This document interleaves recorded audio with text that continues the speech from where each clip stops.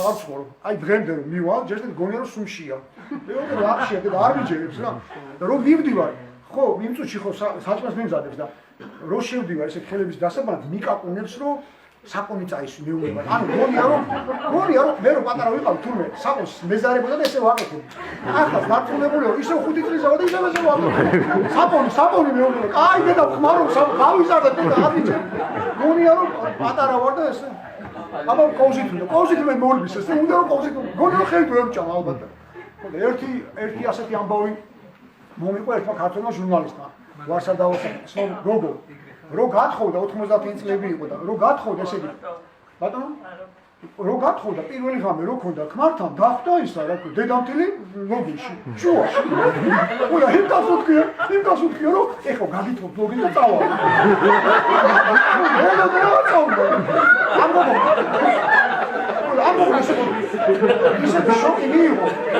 ისეთი შოკი მიიღო, მე გაშორდა ამ ქვას. უკვე კაი ხანი იყო გაშორდა, მე მეკითხებოდა რომ აი მაინც რა მოვლენა შეიძლება ყოფილიყო. მე თვითონ მივხვდი რა საკუთრია რომ დედა რატომ იმის ტერმინოლოგია ხო ასეთია რომ წელს ვაბარებთ, გადავიდით მეორე კლასში, ისა ქვია, მოვიყვანეთ ცოლი. ანუ ეს რას ნიშნავს რომ ის ადამიანი არის ბიჭი არის გამოვიდეთ, ანუ დედასთან ცხოვრობს, დედა დაყვითლებს დედა ამზადებდა, შულის ბაგნად ჭამდა და მე იმ დედამიწა კაცო ეხა ასეთი საპასუხო ღარია, გაჭედიშდა. ანუ გაუჭირდეს და დაიმნეს, აგებდეს ინერვიულობა. საერთოდ დავიყო მე თუ არ ვახტოვებ. და ეხა დაასწრე სულ მესმის ვაი გაგვეშველება და რა უნდა გვეშველდა თუ არ ვიფიქრე და არ გვეშველება არ სანამ გვეგონება რომ დედა უნდა მოგხედოს და მოკლედ რატო გამახსენდა ეს ხო მოკლედ ესე უკვე როგორც შევეც აი ყო დაგავი და ლაბა რა განაცხადა მანჯერა შევის სკოლის პერიოდი კი ბატონო ესე გონიშ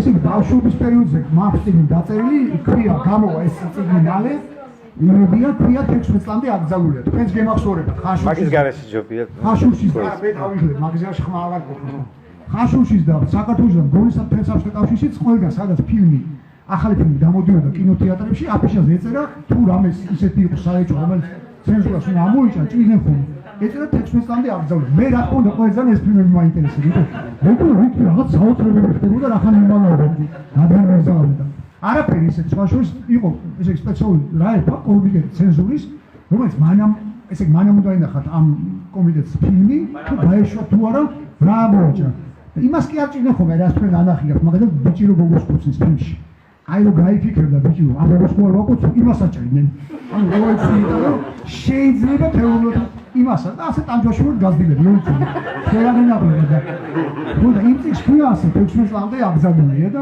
ალბათ გამოვა და ამიტომ ჯობია რომ წაიგითო ვიდრე მოუყვე სკოლის პერიოდი ნუ თქვენ იმედია თავარი რამე შეიცვალა მე არ მქონდა მოტივაცია სკოლაში კარგად ვწავლობ სხვათა შორის ძალიან კარგად მაგრამ თავარი მოტივი ის იყო რომ დედაჩემის და მამაჩემის ჭიშკრის თავი არ მქონდა ხო ეს არაფერი მაჩვენა რამისან თუ სწავლობ თქვენგან გასხოვით თქვენი მოტივი არის გენიალური გაიხსნა ეს არაფერი თქვენ სამყარო თქვენთვის სადაც გინდათ იქ ისწავლეთ სადაც გინდათ რომელ უნივერსიტეტში გინდათ ჩაისწავლოთ თქვენ შორის ერთი ცენტრი არ დაჭირდება ხო იცი თქვენ ისე მოძებნით თქვენ სწავლის დაფინანსებას და თუ ისწავლით აუცილებლად მოგიწევთ კონკურენტულიან გარემოში ცხოვრება ეს როგორც ახლა ხდება საქართველოს ეს აღარ იქნება აუცილებლად შეიცვლება ეს და აუცილებლად დაგჭირდება განათლება ყველაზე მაგარი არის განათლება ყველა უცნებას მიღწევა შეიძლება ყველა მიზნის მიღწევა შეიძლება ყველა ნატრას აიხდეთ რაც კი გაგაჩნიათ თუ ისწავლეთ ნუ ასეთი თავარი მოტივაცია ეგ ჩვენ არ გქონდა იმიტომ რომ რატომ გამესწავლა არ ვიცოდი ეს ფრაზა იყო ხოლმე გოგნებოდი თუ არ ისწავლეთ მუშაობა მოგიწევთ ისე მეშინოდა მუშაობას თუმცა აბა დასავლეთ ჯგუფი იქითა იმიტომ სწავლობ რომ იმუშავა და იმუშავა თემიც მოიწ თვითონ რომ უმალო ყველაფერი კაცის უკვე იწება სამყარო იმედია რომ დიპლომებზე მეტად განათლება იქნება მნიშვნელოვანი და ყველაფერი შეიცვლა კახი კაცებს უმაგასწორება ხოლმე რა გვეშველება გამოსავალ არა ერთადერთი ჩვენი პრობლემა რა არის თავი არასაკმარისი განათლება ეს თუ შეიცვლება ყველაფერი შეიცვლება რა თქმა უნდა ბატონო აბა მითხარით ნუ ახლა დათო ტურაშვილზე ლაპარაკი ძალიან იოლიც არის და ძალიან ძნელიც იმიტომ რომ არა ალბათ რამდენიმე პოპულარული მწერალია საქართველოში და მათ შორის დათო არის ერთ-ერთი პირველი პოპულარული მწერალი. ხა რამ განაპირობა ეს მისმა ნაწარმოებებმა, მისმა ენამ, სხვათა შორის დათომ წერან თქვა, რომ დავით აღმაშენებელი. ხა ჩვენ მაინც შეჩეული ვიყავით და გაზრდილი დავით აღმაშენებელზე კონსტანტინე გამსახურდიასი, რომელიც არის არქაულად დაწერილი და აი მენით და მე როცა ვკითხულობდი ამ ნაწარმოებს, თავის პირველი რამაც მიიპყრო ჩემი ყურადღება ეს იყო ენა. და ის თანადროულობა, რომლითაც აი ეს ეპოქა არის გახსნილი ჩვენს წინაშე. და არაჩვეულებრივი პერსონაჟები და ყველაფერი ეს გასაგებია. ერთმა დეტალმა განსაკუთრებულად ამაღლება აი ამ ნაწარმოებში, როცა დავით აღმაშენებელი არსენს ეუბნება, რომ მანდო სულ შელეწილი კარები ვისასროწერ ჩემი ტკივილები ჩაწერა. და ეს აი ისეთი ადამიანური მომენტები არის ამ წიგნში ბევრი და ვფიქრობ, რომ მართლა ძალიან საინტერესო ნაწარმოებია, ისევე როგორც ყველა სხვა ნაწარმოები და ახლა ჩვენ მაინც ჯინსების თაობაზე გვქონდა აქცენტი აღებული, იმიტომ რომ ძალიან პოპულარული იყო თემაც და მერე შეიძლება თემა იყოს პოპულარული. მაგრამ წერალმა ის ისე ვერ გამოხატოს და ვერ აღწეროს და ვერ გადაიტანოს მხატვრულ ტექსტში, როგორც ის სინამდვილეში იყო. აი მე ვფიქრობ და მე კი არ ვთვლი ეს ყველა მიღებული აზრია, დათომ არაჩვეულებრივად გადაიტანა ეს ყველაფერი. რამდენიმე იქ არის თქვენი რასაკვირველია მხატვრული ლიტერატურა და რაღაც იქ ჯვრის წერის მომენტი მე მგონია სინამდვილეში არც იყო თუ როგორღაც იყო. ბევრი რამე ხო, არის რაღაცები, მაგრამ საერთოდ მაინც ეს უახლოვდება დოკუმენტურ პროზას და თვითონ ამბავზეა ისეთზე დაწერილი, რომელიც ძალიან მტკივნეულიც იყო. არაერთგვაროვანი დამოკიდებულება იყო. ალბათ ეხსომებათ, აი მის ამ თვითონ აი ამ გადაცემის ფაქტთან დაკავშირებით იმ დროშიც იყო ორი დამოუკიდებელი და განსხვავებული და ეს ორი აზრი სულ ეჯახებოდა ერთმანეთს და რასაკვირველია აი ამ წიგნმა ამ ახალგაზრდა თაობას ძალიან კარგად დაანახვა ის ეპოქა რაც იყო. მე კიდე ერთი წიგნს ველოდებოდი ჩაძირული არაჩვეულებრივი. არაჩვეულებრივი. ეხლა ის თქვენაც გაწაკითხული ის არის მოკლე ვერსია, ეხლა გამოვთვლიანი ვერსია. არ გამოსულა. არაჩვეულებრივი წიგნია, სხვათა შორის ათენში წავიკითხე ის წიგნი. და ბოლოს მინდა მადლობა უთხრა დათოს. ამ 5 წლის წინათ 2015 იყო კლასები.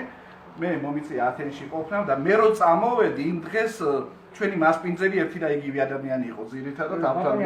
ხო და დათო ჩავიდა მე იქ და ჰქონდათ არაჩვეულებრივი წარდგინებები და დათომ წარადგინა ჩემი წიგნი ათენიდან და დიდი მადლობა აი ამის საწინააღმდეგო.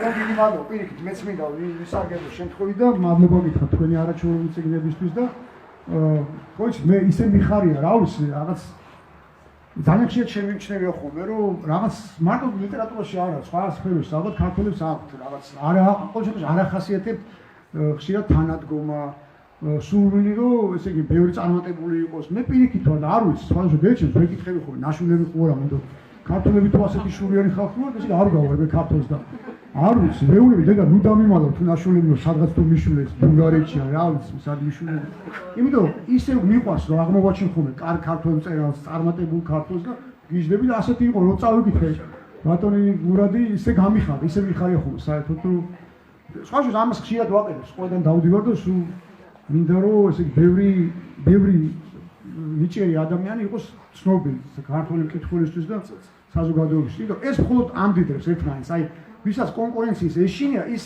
იმას არ ყოფნის ჭკუა მე რომ მკითხოთ ანუ ჭკვიან ადამიანებს პირიქით არ ეშინიათ კონკურენციის იმიტომ რომ ყველა შემთხვევაში თუ ბევრი კარგი მწერალი იქნება საქართველოში მაგალითისთვის ვიზავ მეც იძულებული გავხდები რომ უკეთესი მწერალი ვიყო ყველა ვარიანტში ანუ კონკურენცია არის მხოლოდ ჯანსაღი გარემოს მომტანი და ნასტოვარია კარგი პროდუქტის პოზიტიური პროდუქტის მომტანი ყველა სფეროში ესეა ამიტომ კონკურენციის პირიქით არის უნდა გვიხაროდეს ყველა წარმატებული ისა ქართველი რაგბით დაწყებული ლიტერატურით დამთავრებული რადგან თანადგომ ახსენეთ არ შემიძლია არ თქვა სიტყვა ჩვენს გამგებას ბატონ გიორგი ვორსპეშოს რომელიც თამამად შემიძლია თქვა რომ ბიბლიოთეკას ყოველთვის თანადგომას უცხადებს იმგაგებით რომ აი აქ რაც კი ღონისძიებები მიმდინარეობს ყოველთვის გვესწრება და ყოველთვის მოდის ჩვენთან ძალიან დიდი მადლობა იმიტომ რომ ჩართულია კულტურულ საქმიანობაში ძალიან კარგი ხო სიტყვას ბატონო შეტყობინა მომიწერეთ ჩემს შვილს რომ მეთქი ასეთი მოვლენა გვაქვს და ძალიან უყვარს წიგნები და რაც ჩამოვთვალე ყველა წიგნი მქონია და ერთი მაინც მქონია საყიდელი ამიტომ დღეს მოგბედნიერება ეს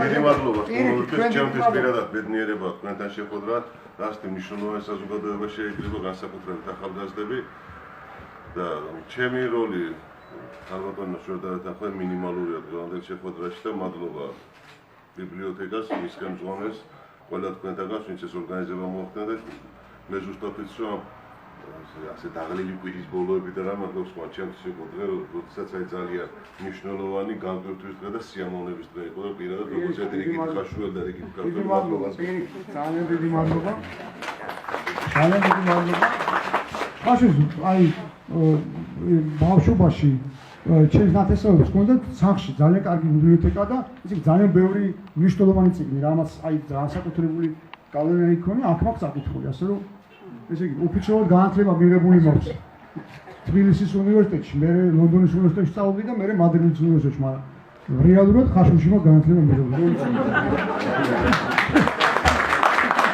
არა ოფიციალურად დიპლომები სულ სხვა უნივერსიტეტების მაქვს რა ვქნა ხო კიდე რა ვქნა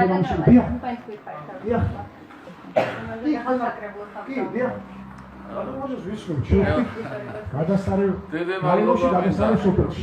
მადლობა მე და გადავხატო ბაზუნდავი შარშან კოლსაში იყო ჩამოძანებული სოფლის სკოლაში და ძალიან დიდი ინტერესი იყო საერთაშორისო ბევრი მწერალი არ კადრულობს ახლა სოფლებში კი არა ქალაქებში აღარ ჩადიან და თბილისში გარეთ არ გადიან და ისედაც ბატონე დავით ახლა ყველა ვაკვირდებით რა სიყვარულით ლაპარაკობს რა ურალებით უშუალობით ხო წერალი ეს არის რა და არა ეს რომ სხვადასხვა ლამაზი ფრაზებით გააბრუნოს ვიღაცა სიმართლე თავისადმი ირონია საზოგადოებისადმი ირონია ეს აუცილებელია წერლის ელემენტია და მე მადლობა მე დავუთხარ დღევანდელი დღე მინდა მოგილოცოთ დღეს უნივერსიტეტის დღეა ძველი უნივერსიტეტელები ვართ ისტორიის ფაკულტეტი ხორბის დამთავრებული და ამ დაღმაშენების ხენების დღეა და სიმბოლურია თქვენი ჩამოსვლა და ეს ბავშვები რო უსმენა ყველაზე დიდი საქმე ეს არის რომ ეს თაობა გაიტანს თავიანთ თანატოლებში რომ ბევრი რაღაცა ესეთი რომელიც კომპიუტერით გარეთ ხდება და რომ წიგნი მან შეუსვლელია და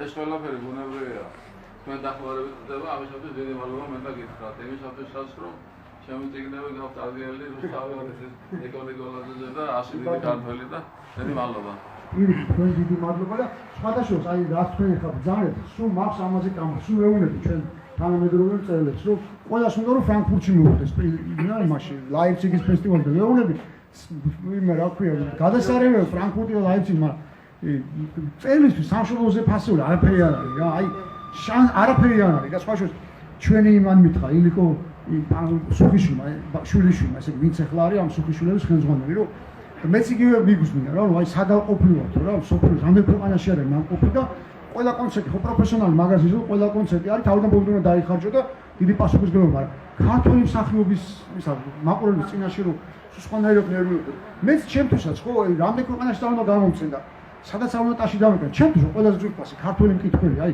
ამაზე მნიშვნელოვანი არავინ არ არის არც ერთი მკითხველი სულ მაგაზე მაქვს კამათი რომ რა პრობლემაა რომ შენ ქვეყანაში იარო წიგნებთან ერთად და შენი მკითხველი იყოს ყველაზე მნიშვნელოვანი ანუ პირდაპირ ფრანკფურტში მოხვდა რამდენი ადამიანია საქართველოში ვისაც წიგნი და ლიტერატურა უყვარს და ვისთვისაც წერალი არის აი წყალივით და ყურივით და ამას არის მოკლებული და სამწუხაროდ გონია რომ მაინც ვაკეში უნდა იყოს გვალბახთა რომ იგრძნოს სრულუფლებიან მოქალაქედ თავი ეს ხო აი საშინელი ეს ხო ეს საბჭოური ის არის სიმახინჯე ხო საბჭოთა კავშირის დროს მოხდა რომ თბილისისგან შექმნეს ესე თავკომბალე ყველაფერი გადაიტანეს ყველა იქ ჩაასახლეს და ესე საქართველოს რაც გადანაწილებული ყველანაირი ენერგია ლიტერატურული მათ შორის პოლიტიკური, სოციალური, კულტურული, თელ საქართველოში ყველგან.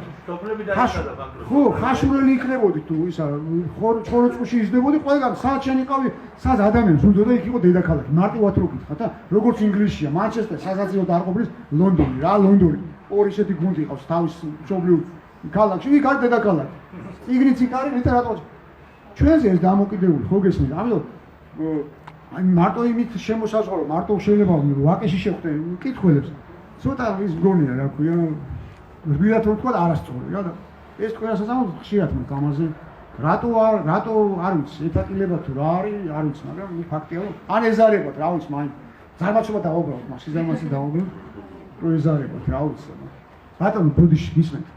ახლა თქვენ მიჩეს ანტიქრისტია და პროგრამის რა თქვენი აზრის მაინტერესებს თქვენი აზრით ეს წიგნი კონკრეტულად ქრისტიანობის წინააღმდეგ არის მიმართული ზოგადად სოციალური რელიგიების წინააღმდეგ? არა, კონკრეტულად ქრისტიანობის წინააღმდეგ არ არის, ნამდვილად მიმართული. თავდაპირველად კონკრეტულად კი, ასე იწყება, მაგრამ ეს არის საერთოდ ესე იგი რელიგიის ისტორიას განიხილავს როგორც სისტემას, რომელიც მართავს ადამიანთა მასებს, აი ჯგუფებს და ასე შემდეგ და სხვა ქვეყანაში, სხვა გარემოში როგორ იყენებდა სხვა რელიგია, მათ შორის ქრისტიანობაც კონკრეტული მიზნისთვის. ნუ როგორც წესი ეს ხდებოდა ხოლმე სახელმწიფო მიზნებისთვისაც და ასე შემდეგ. ნუ ეს მისი კონკრეტული დამოუკიდებულება, ასე რომ სანერულო არაფერი არ არის. ქრისტიანობას ამით არაფერი არ დააყდება. პირიქით რა, მე მაგის მომხრება რომ ადამიანს არ ეშინოდეს არანაირი განსხვავებული აზრის. ჩვენ ვაგებ ლაპარაკობ დავით აღმაშენებლის ეპოქაზე, დავით აღმაშენებელი რატო იყო ასეთი მაგარი, არავის არ ეშინა. არავის, ჩვენ ხო ძალიან შიშარა ხალხი გავხდით. ყველაფერს გვეშინა რაც ჩვენგან განსხვავებულია. და საქართველოს პირიქით, საქართველოს მაშინ იყო ყველაზე ძლიერი, როცა არაფერს არ ეშინოდა. არანაირი სხვა ცივილიზაციის, არანაირი განსხვავებული კულტურის. ყველაფერს ვიღებდით, ლექსიკის არ იყოს, ჩვენი ენის არ იყოს. ჩვენი კულტურა, ჩვენი ლიტერატურა, ჩვენი არქიტექტურა, ჩვენი ხუროთმოძღვრა დააკვირდით. არის უამრავი სხვა ელემენტის სინთეზი, რომელიც გავითავისეთ და გამოვიყენეთ და შევქმნით სრულად თვითყოფადი და უნიკალური. ჩვენ რო ასეთი უნიკალური, განსხვავებული და გამორჩეული კულტურა გვაქვს და რა ქვია, ლიტერატურა, ეს იმის ბრალია რომ არაფერს არ გვიშინოდა. ყველაფერს თავმოთ ვიღებდით. ეს ბოლოს გავხდეთ ჩისლები. თორე, მაგრამ არაფერს არ გვიშინოდა. ასე რომ წიგნების არ შეგეშინეთ, საშიში არ უწიგნურობა. წიგნი არ არის საშიში. საშიში არ უწიგნურობა. ბატონო. კი, ამ დროს ვფიქრობ, რომ წერას უნდა უსმენთ, მაგრამ ბატონ დავითთან დაკავშირებით გვაქვს რამდენიმე გამოკვეთილი ჩემი ჩამოყალიბებული აზრი ფაქტორი და ეს დღეს არ მომსვლია თავში. ყოველთვის ვფიქრობ ხოლმე. პირველი ზოგადად არ უბრალოდ წერილს არამედ ადამიანის შესაძლებლად იმაზე უკეთესი საზომი არ არის, როგორც არის მოსწავლეების სიყვარული. თუ ბავშვს უყვარს ადამიანი, ის ადამიანი არ შეიძლება იყოს სუდი და არ შეიძლება რომ მას არ ქონდეს კეთილი საწყისი. ფაქტია, მაგალითია პირველი. მეორე, რასაც ვფიქრობ ხოლმე, ეს არის ის, რომ ბატონ დავითი მიეკუთვნება მწერლების იმ კატეგორიას, რომელსაც კი არ კითხულობ, არამედ გიყვება. თან მე ვარ ადამიანი, რომელსაც ადამიანის ხმა ვისაც ვიცნობ, ვისიც გამიგონია, ჩამესმის ყურში. აი თქვენ წიგნებს როდესაც ვკითხულობ, თქვენ მე მიამბობთ ხოლმე, იცოდეთ ზოგადად არიან ასეთი ადამიანები, ვისაც უამბობთ წიგნებს და არა უბრალოდ წერთ. და მესამე არის ჩემთვის ძალიან მნიშვნელოვანი, ძალიან არგუმენტირებული და ძალიან სწორი შეხედულება საბჭოთა კავშირზე, სადაც შევხედრი ვართ, ან მომისმენია ტელევიზიით თქვენი გამოსვლა, მიამაყება რომ ასეთი შეხედულების პატრიოტული ადამიანი ხარ. წარმატებებს გისურვებთ და წარმატებებსაც ეგოისტურად გისურვებთ, ბევრი წიგნი დაწერით რომ ჩვენ მეცერმი ხო შეიძლება ბევრი წიგნი სხვა აი შემნაირი ტიპის ადამიანი არის ზოგიერთი ქვეყანა, სადაც ესე იგი რა ქვია აი მარტივად თქვა, ჩემი ცოლი მომადგება ხოლმე ჩამონათვალეთ რა უნდა გადავიხადოთ, გაზით დაწყება, ნუ არ დავდება, ხო იზრდება და იზრდება. ასეთი პრობლემები ჩემნაირ მწერლებს არ აქვს ზოგიერთ ქვეყანაში პირიქით. სახელმწიფო თulis რომ წერალი არის ესე იგი შემოქმედი ადამიანი, რომელსაც არაფერზე სხვაზე არ უნდა იფიქროს ყოფით პრობლემებზე და უნდა შეუქმნას პირობები და მან უნდა მხოლოდ წეროს. აი ბატონი მურაბი და მეც ესეთ ასე უნდა ვიყოთ, რომ აი სახელმწიფო კონდეს, ჩვენ მარტო ჩვენი ტექსტების, ესე ჩვენი გონება უნდა იყოს მომართული მარტო ტექსტების შექმნაზე, ჩვენ წიგნებზე და სხვა გაზის დევნა და ესა რა ქვია. პრობლემები ხო? ეს სიახლე არ თავდება, აი თვეში ერთხელ მინიმუმ მომადგება ჩემი ცოლი, ხო? ოჯახს ვერ დავამგერ, ხო? ნუ რა ვქნა, აი რამდენ დროს კარგი გავთ, რამდენ ენერგიას სხვა არალიტერატურულ საქმეებს, სამწუხაროდ. ნუ მეც ეს მინდა, რაც ბატონმა ზიოდობდა, რომ ბევრი წიგნი დავწერო. ამაზე მეტად არაფერი არ სიამოვნებს. აი წიგნის გარდა ჩემთვის ამ სამყაროში არაფერი არ არის. აი წიგნის ალტერნატივა. ხო მოგისმენთ, იციან ხოლმე უფრო სიმარო, აი კომპიუტერი, აი ინტერნეტია, დავიღუპეთ ბავშვები და ეს. არაფერი არ არის წიგნის წიგს ვერაფერი ვერ შეხვდეს. აფერი არის საშიში. ნუ გეშინია. ასე თავის დროზე სტამბარო გამოიგონა გუტენბერგმა მე-15 საუკუნეში გერმანელი გამოგებელი იყო.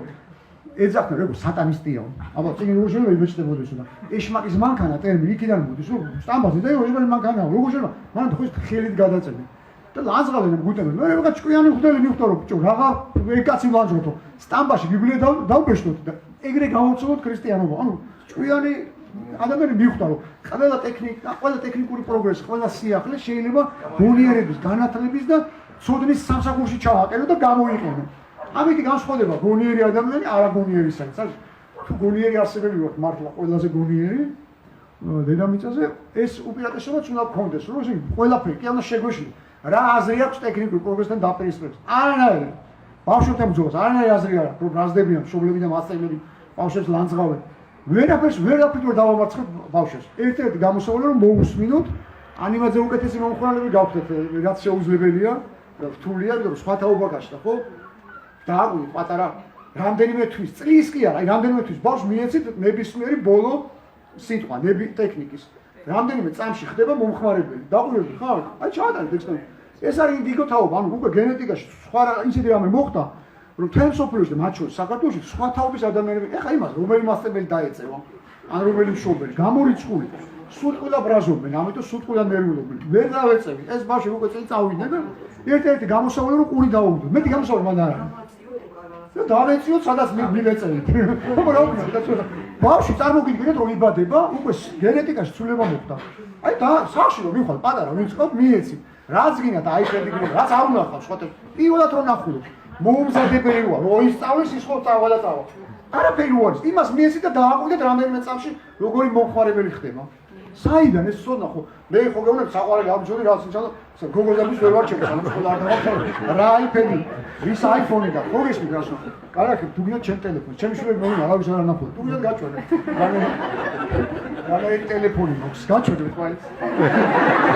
მე მგონი ერთადერთი ქართველი ვარ, ერთ-ერთი საქართველოს მოქალაქე, ვისაც ასეთი ტელეფონი აქვს. ჩემ ტელეფონსაც გაჩვენეთ. ჩემ შვილს აქვს ისეთი ტელეფონი აქვს, აი რაღაც ყველაფერს აკეთებს, უბრალოდ ყველაფერს კადრობს ის ტელეფონი. ბოლოს აი ხანხაჭაპური გამოდის, ხან რა. ხო და მოკლედ იმის თქვა მინდოდა რომ ეს ბავშვებთან ჩხუბს აზრი არ აქვს. სხვა ყველაზე ხშირად მესმის რომ ბრაზობენ, მშობლები, რაზე ბრაზობენ, იმ წიგნებს აღარ კითხულობენ. იმ წიგნებს აღარ კითხულობენ, ჩვენ რო კითხულობთ მათ ასაკში. და გონეთ რომ აუცილებლად ის წიგნები არ გამოვა, ეხა მაინერის და ჟიულმენს ვიღაცა აიკითხა ჩვენი შვილებს. ჟიულმენი სასაცილოდ არ ეყოფა, ეხა ინტერნეტის მომხმარებელს. შეიცვალა გემოვნება, ინტერესები შეიცვალა და უნდა მივხვდეთ ეხა ჩვენ უნდა ვიფიქროთ უფრო პასუხისმგებლობა ჩვენ გვაქვს რა. ამიტომ ჩხუბს აზრი აქვს. და მაგიტომ ესურვებენ უფრო. შეიძლება. არა, მაგაში გეთანხმებით, კი. სხვა შორის თავარი რომ იკითხო რა ბავშვი, აი გარი თავარი. მაგაში გეთანხმებით. დასავლეთში არ არის ესე რომ კომპიუტერთან ბავშვი მიუშვან ეგეთი რამე. შოტლანდიაში ვიყავ ედინბურგში და ესე იგი ოჯახში ცხოვრობდი და იმ ბავშვმა მშობლები რო არ იყვნენ სახში ბავშვი ყავდა. იმან მითხრა რომ კომპიუტერს ჩამოითავო და მეთქი რა პრობლემა ჩავუდგო. რომ მოვიდე მშობლები.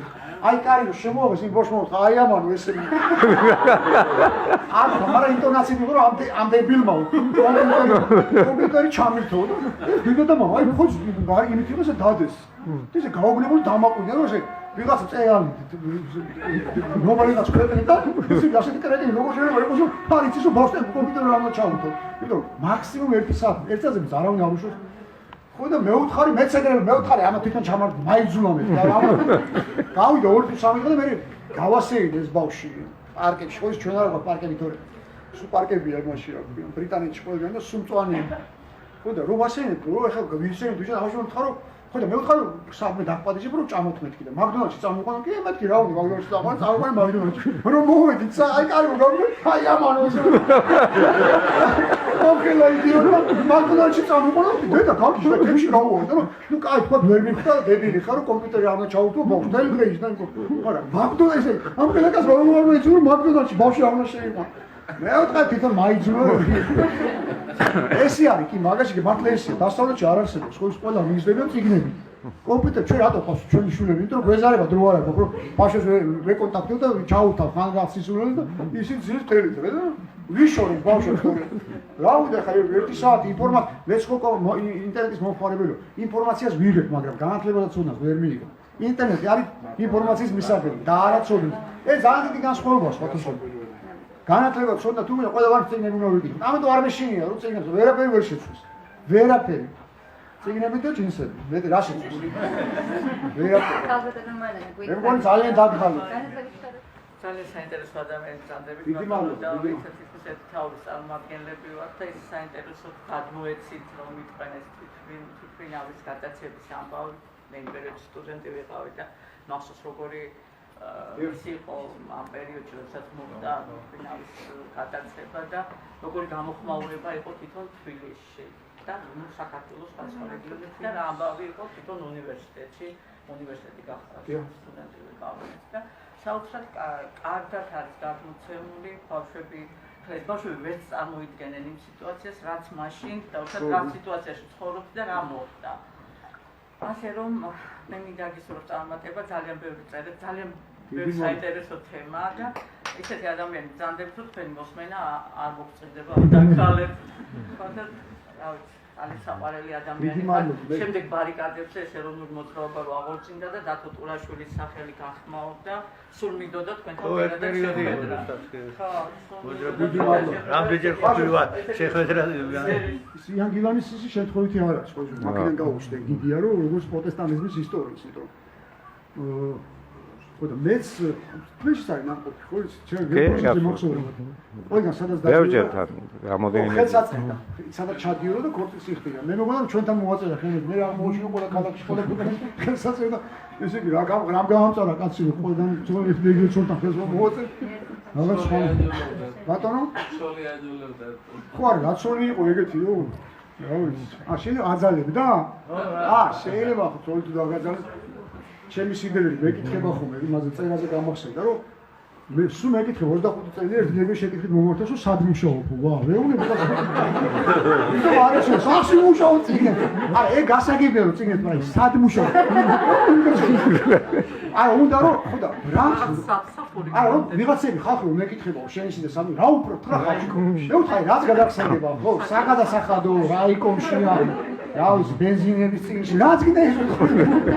მაგრამ ეგ უნდა რომ იმ წერათა კავშირის მოწმობის არ იყოს, აი რაღაცა წერალი მაინც ხო იცი რაღაც ის არის. შენდობა არც უგნებს არა აქვს, შენდობა რა გვია. შინაურ უნდა და არც წერებს საქართველოში და. რაც შეეხება როკს, მე ვარ დიდი მოყვარული როკის სხვათა შორის და წერის დროს მაგასაც ვიტყვი რომ ყოველთვის უსმენ მუსიკას. ნუ ესე იგი თითქმის ყოველთვის რა. თუ მაქვს საშუალება, კი არ მისვლის ხას პირიქით ძალიან მეხმარი. როგორც წესი ვიწყებ როკით. მიკ ჯეგერით მაგალითად ან ამთავრებ მოცარტი. ეს უკვე ალბათ ასაკობრივია, რომ იმიტომ რომ ხო, იმიტომ რომ რაღაც ასაკში დამეწყო ეს კლასიკური მუსიკა. ხო და რამდენად საშიშია ახალგაზრდობის. არა, საშიში როგორ შეიძლება მუსიკა იყოს საშიში, ხა ეს პირველად გავიგე ეგეთი რამე, არ ვიცი. და არის ეგრეთი. ვინ მოიგონე ხა თუ პატრიარქი თვითონ გიждდება მუსიკაზე და თვითონ აკეთებს მუსიკას და მუსიკა როგორ შეიძლება საშიში იყოს? რა კავშირი აქვს ქრისტიანობა? არა, როკ მუსიკაზე ვიზა. ვითომ და არა, რას განეკავს როგორი იმ პერიოდში იყო შეიძლება ეს რა გაუაკლებელია და სიმღერის პრალია როკს რა კავშირია მარკის პერიოდია რა მნიშვნელობა რა მარკაში ცუდია როკი და იმაში ხსნეზე აია აი სამარხო როკი შეუბერე რო აი სამარხო როკი შეუბერე არა მაშინ განსაინტერესოა რომ მე მაგალითად კი მიყვარს თვითონ როკი და კლასიკური შუა, მაგრამ შეზღუდვები არ მიყვარს, ანუ დოგმატიკა არ მიყვარს. შეიძლება მოусმინო ნებისმიერ მუსიკას, რომელიც მომეწონება. ხო გესმით? კარგი ხალხური მუსიკაც შეიძლება იყოს როკიც და კლასიკურიც და პირიქით. ცუდი სიმღერა შეიძლება ყველგან შეხვდეს რა, ყველა ჟანრში. ამიტომ ერთხელ მე ემინემის კონცერტზე წამოყვანეთ ჩემო შვილებმა. და ისა, ხო გახსოვთ 8 მილიარდი ერქვა თუ რა ერქვა.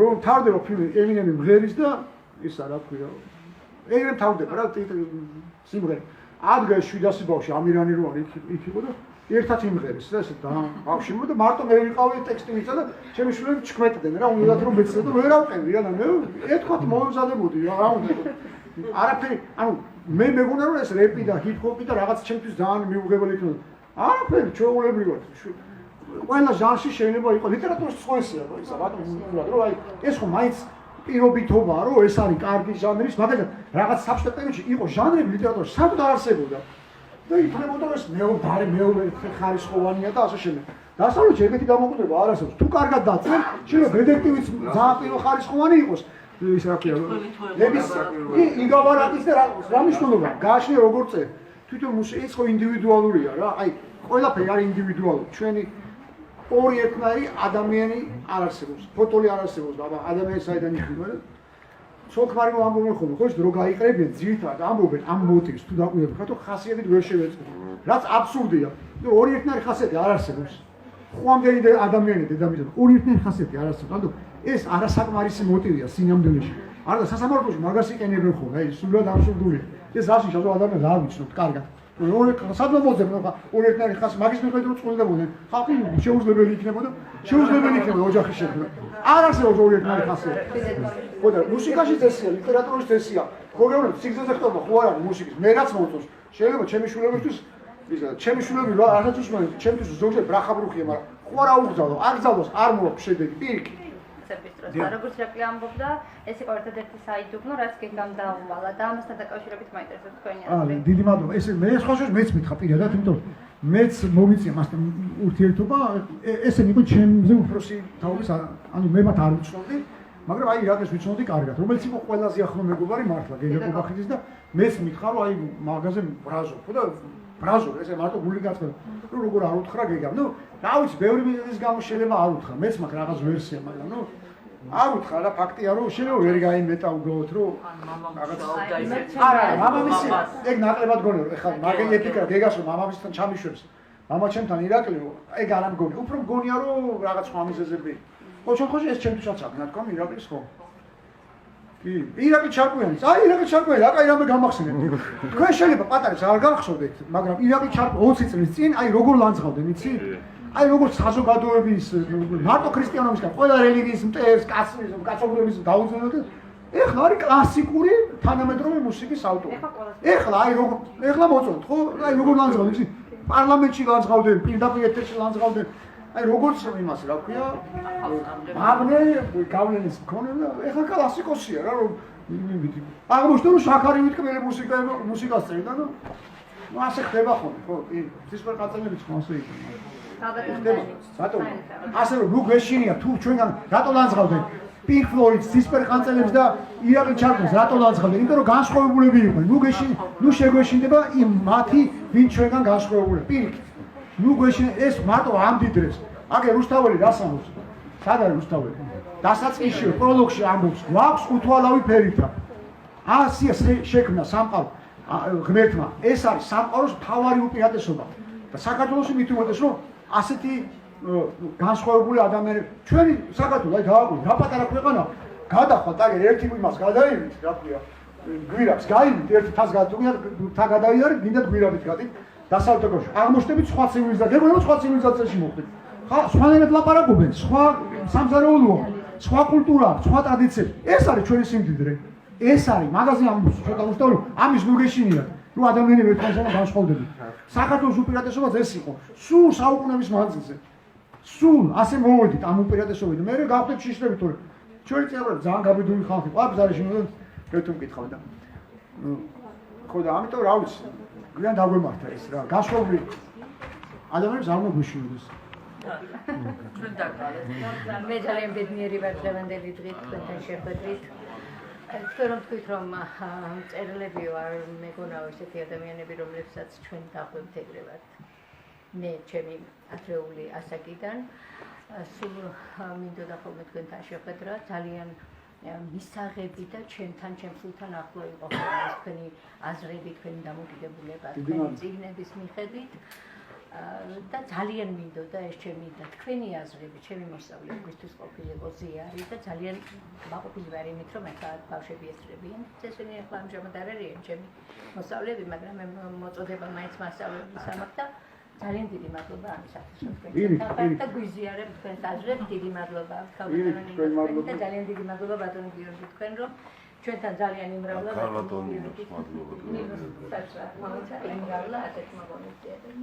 არა პრობლემა არ არის ისეთ ადგილებში ვარ ნამყოფი საქართველოს ისეთ მაღალმთიან სოფლებში აი მიუდგომელში ხაშური არის ბელცენტრი აქ მოხვედრას რა უნდა გიორგი ეკელის მithumetes ადგილია დადის გურიაში წინ დაუბანდა ვერაცდება ხაშურში გზაზეში ყოველდღე შეიძლება ყოველდღე გზაზეა და შეიძლება ყოველდღე შეხვდეთ დღევანდელი დღისთვის ბატონი დავითი ეს არის ჩვენი თაობა და ჩვენ თვალწინ როგორც მწერალი თუ შეიძლება მომიტევით ამ გამოთქმისთვის შეიქმნა, ჩამოყალიბდა და ასე შემდეგ. თვალსაჩინო თუ შეიძლება ასე ითქვას. ძალიან ძნელია თანამედროვე თემაზე წერა. მithumetes ისეთი გახმაურებული თემა, როგორიც არის თუნდაც აი ეს ჯინსების თაობა რა. მე ამას წინათ ხაშურში ვნახეთ სპექტაკლი, ჩამოტანილი იყო. ჯინსების თაობა. საოცარი წიგნი ერთი, მერე კიდევ აი ეს სპექტაკლი და საოცარი განწყობით გამოვედი. რაღაცა პრობლემა არის, რომ დავუშვათ ეს თაობა რაღაცა გმირის როლი და რაღაც. მაგრამ აი ბატონი დავითის სწორედ ამაში ვეთანხმები მე, რომ აი მსხვერპლი ეს კი არ უნდა იყოს რაღაც მისაბაძი რაღაცა რო რაღაც. ეს არის მსხვერპლი იმ სიტუაციისა, იმ რეჟიმისა და აი ეს არის აი თავარი. ამიტომ არის ძნელი. ძნელი შეიძლება რაღაცა სხვანაირად წაიყვანო რაღაცა და ის ჩანაფიქრი არ გამოვიდეს და მithumetes როცა ეს დღეს მოხდა. და დღეს ჩვენ ცოცხლები ვართ და ვართ იმ ამბების მომსწრები. აი დიდი მადლობა ბატონ დავით. ასე დანახვისათვის ასეთი მოტანისათვის თუ შეიძლება ამ ფაქტისა და მე ალბათ დარწმუნებული ვარ რომ მომავალში კიდევ ბევრი საინტერესო წიგნის ხილველები და მკითხველები გავხდებით. ვიყავით ჭიათურის რაიონში, ერთ-ერთ სკოლაში. სოფელში და მოვდივარ ჩვენ მორაგბებთან ერთად. და მოვდივარ და ერთხელ ხედავ ილიას ისა, ოღონდ კი აი ხო ისე შუაში რო გაყოფილი აქვს. ხო და ეგ ნახატია, მაგრამ დახატულია, ასე ფოტო კი არ არის, დახატულია რა. ნახატია და ბიჭო გაჩერდი უყურებ ხა ვატოება. კი ილია, მაგრამ დავაკვირდი რომ თან ვიღაცას გავს. ბიჭო ახლოს მივედი, მეთქი ხო არ მეჩვენება და ამ მორაგბებსაც უთხარი, მეთქი მეჩვენი, მე დირექტორი მოვიყვანეთ რომ მეთქი ეს ხო ნამდვილად ილია მეთქი და კიო ილია, მაგრამ მიხვდა რა აი ეს ადგილობრივმა მხატვარმა დაგვიხატავ და იმიტომ არის რომ თქვათ ილიას არ გავს. თუ მე რაშია საქმე? ჭიათურელი არის გია ჯაჯანიძე, მოგეხსენებათ.